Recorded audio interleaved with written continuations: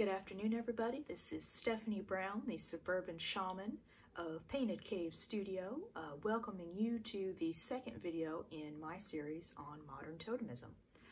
This series is going to be based on my awesome book that I put out last year called The Modern Totemist. So if you like what you hear and you'd like to learn more, the book is available now off of my website, paintedcavestudio.com. All right, so as this is the second video in the series, if you haven't watched the first video, Know Thyself, What is Totemism, I'd recommend that you go ahead and you watch that one first, and I'll put a link to that down in the description so you can find it, but I will be making reference to it as we go along, okay? So this video is entitled The 6 Elemental Totems Defining a Physical Being. And in Know Thyself, I made reference to the fact that in mine and my husband's tradition, we recognize a total of 9 totems per person. You have 6 elemental or directional totems, which are a little more physical based, and then you have 3 center totems, which are a little bit more personality identity based, and I will talk about those a little bit more in the next video.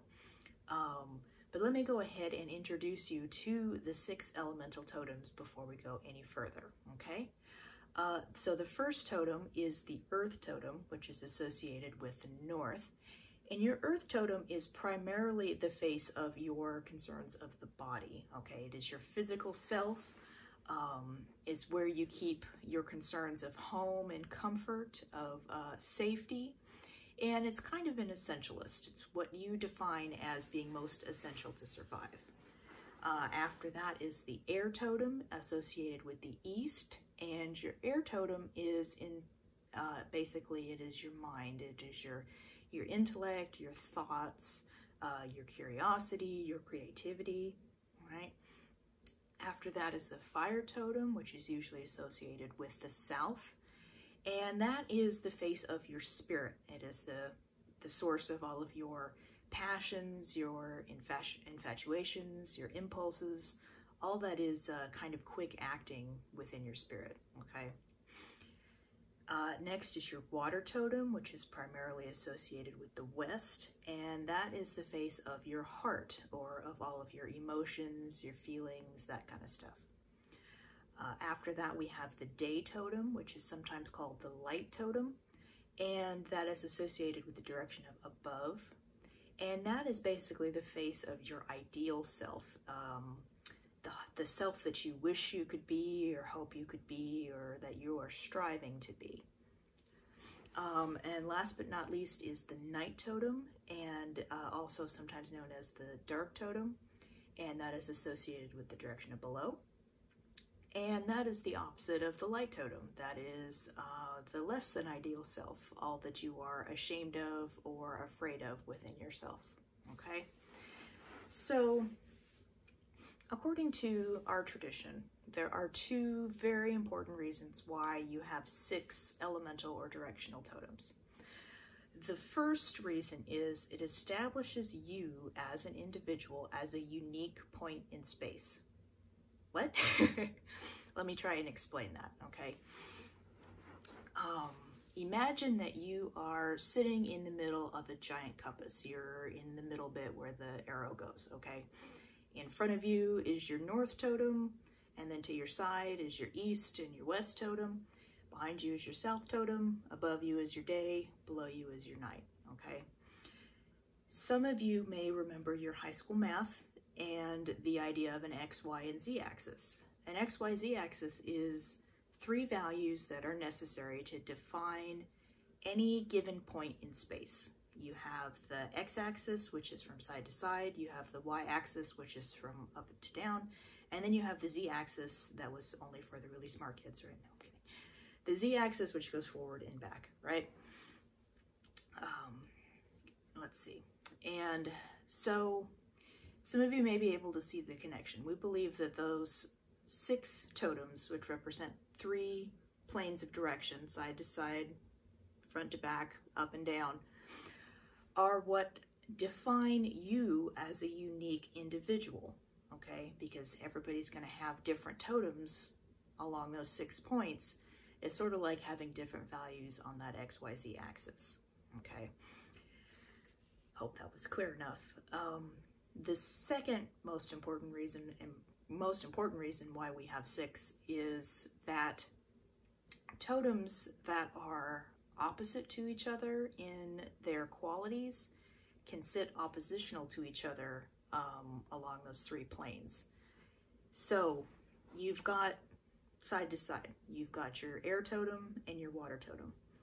Remember that those represent concerns of the intellect and the heart, which you're either going in one direction or the other. You're leading from the brain or you're leading from the heart, one of the two, right? You've also got north opposite to south, which is earth opposite to fire, or concerns of safety versus your impulses. And then you've got above opposite to below, which is, of course, your ideal self opposite to your less than ideal self. And then you have yourself sitting in the middle, finding a point of balance between all 6 of those points. And that is really where we get into the sort of meat and potatoes of the functionality of how our tradition works. Is we believe that finding peace within yourself, that fantastic, wonderful inner peace where you you love and honor all aspects of yourself that I talked about in the Know Thyself video, is achieved by finding a place of balance between the poles of all of your totems, the 6 elementals as well as the 3 centers. As you go about your day and you ask questions and you have interactions with people and you make decisions, you're gonna feel yourself pulled a little more towards the influences of one of your totems or the other. And just a tug in that direction is good. It's part of the normal functioning of your psyche. For example, if something really good happens and you're flushed with happiness, you're going to lean more towards your west totem, towards your water totem, because that's where all your emotions are. However, a person is in a state of imbalance when one of those totems is exerting stronger influence on the individual person than its fair share. And, you know, most of us have one totem or another that is a little more pushy in one regard or another than the others. That's just kind of who we are as a person. You know, I lead a little more from air than a lot of other people do. But in general, my train just completely derailed. In general, you want to try to find a place where if you're tilting in one direction a little too much, you want to consciously draw on the influences of the totem that is on the opposite side to it in order to bring you back to that nice balanced center. I do have a visual aid that I've made for when I do talks on this in public, and I hope that it shows up okay on the video. But imagine that this center sphere here is you. This is you sitting in the middle of that compass that I talked about, okay? And each of these 6 balls around the sides here are your 6 elemental totems, metaphorically sitting around you at any given time, okay? So if this sphere with the yellow pom-poms in it is your air totem, and this one with the blue pom-poms in it is your water totem, you can see how if you are pulled toward the direction of your emotions from being really emotional, you're being pulled away from the air, which is your intellectual side, okay? It's the same thing if you were pulled towards your earth, you were getting overly concerned with concerns of your body, of keeping it safe and comfortable, like maybe we all kind of are recently in regards to the quarantine, right?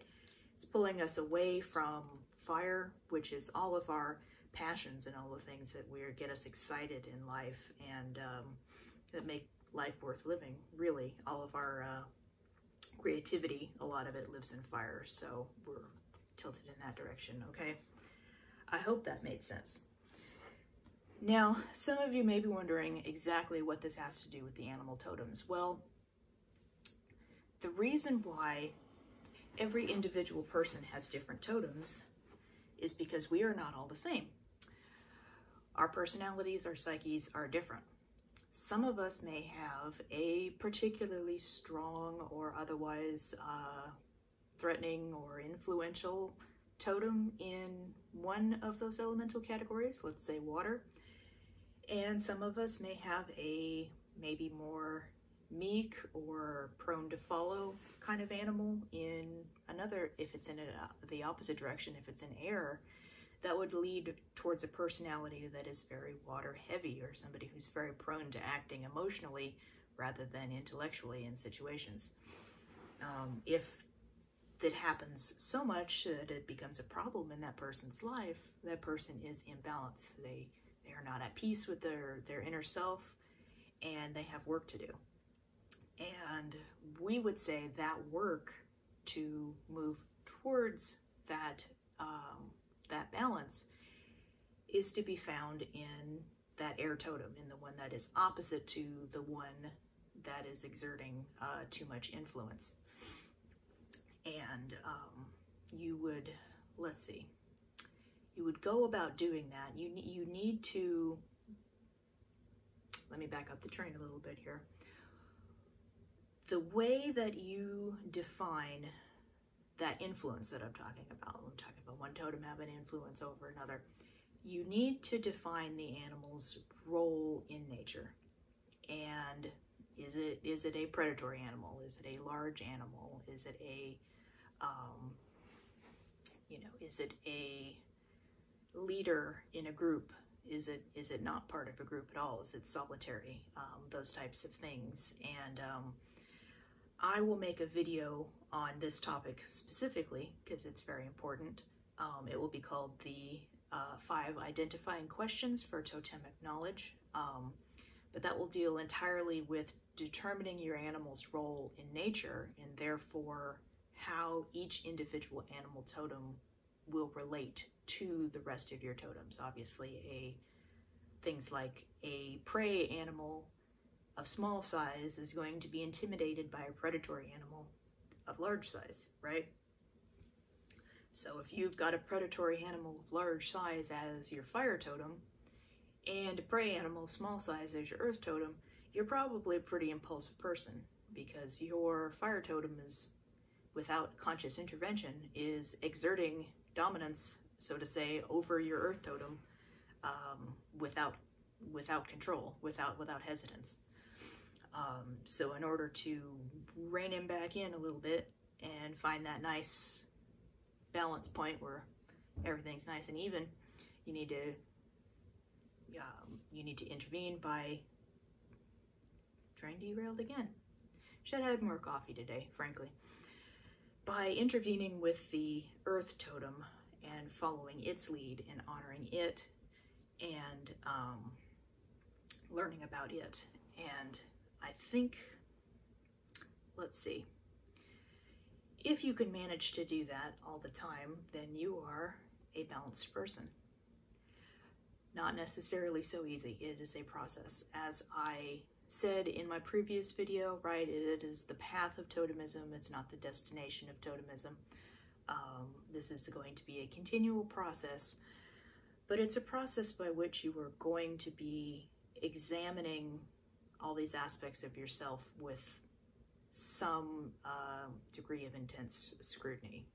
If you're not ready to know all aspects of yourself, maybe not the time to go out and seek your totem animals.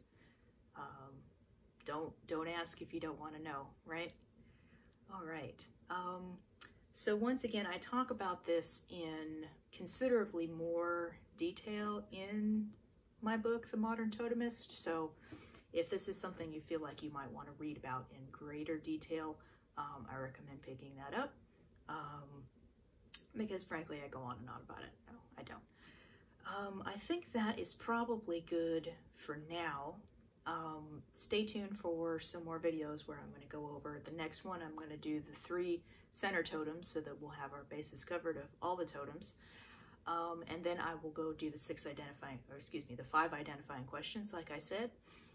And I'm also open to your feedback. If any of you have any requests or something wasn't clear and there's something you'd like me to go over, please put it down in the comment section, and maybe I can give it another crack and see if it's a little easier for you, okay? Thank you all so much for joining me. I hope you enjoyed it. Please remember, always be kind, and I'll see y'all next time. Thank you.